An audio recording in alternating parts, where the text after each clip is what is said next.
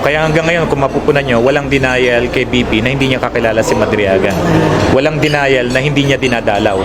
Diretsahang sinagot ni Attorney Raymond Palad, abogado ni Caramil Madriaga, ang mga asungot ni Pionatic VP Sara Duterte na nagsasabing hindi umano kilala ng Vice Presidente ang kanyang kliyente.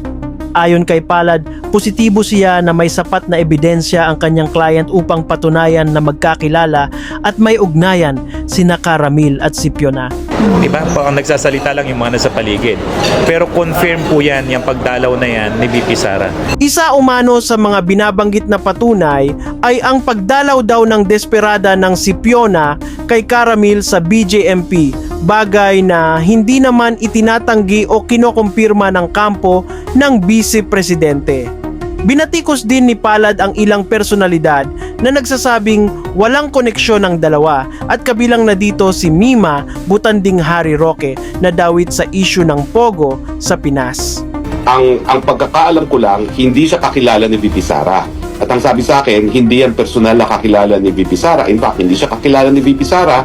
Ang may kilala lang yung isang tao na may koneksyon kay VP Sara dahil galing sa yung eskwelahan kung saan nag-graduate ng law si VP Sara, sa San Sebastian Law School. Tanong sa akin ni VP Sara, sino ba yung Madriaga na yan? Bakit ako tinetrete niyang Madriagang yan? Yun ang pagtataka na may mga larawan na kasama siya ni VP Sara kasi politiko naman talaga si VP Sara, Para kay Attorney Palad, sa korte magkakaalaman kapag inilabas na ang lahat ng ebidensya sa kanyang sinumpaang salaysay. Diretsahang inakusahan ni Caramil ang kanyang dating amo na tinutukoy niyang si Pionatic Sara ng mga seryosong aligasyon kabilang ang pagiging pogo at drug money queen sa bansa.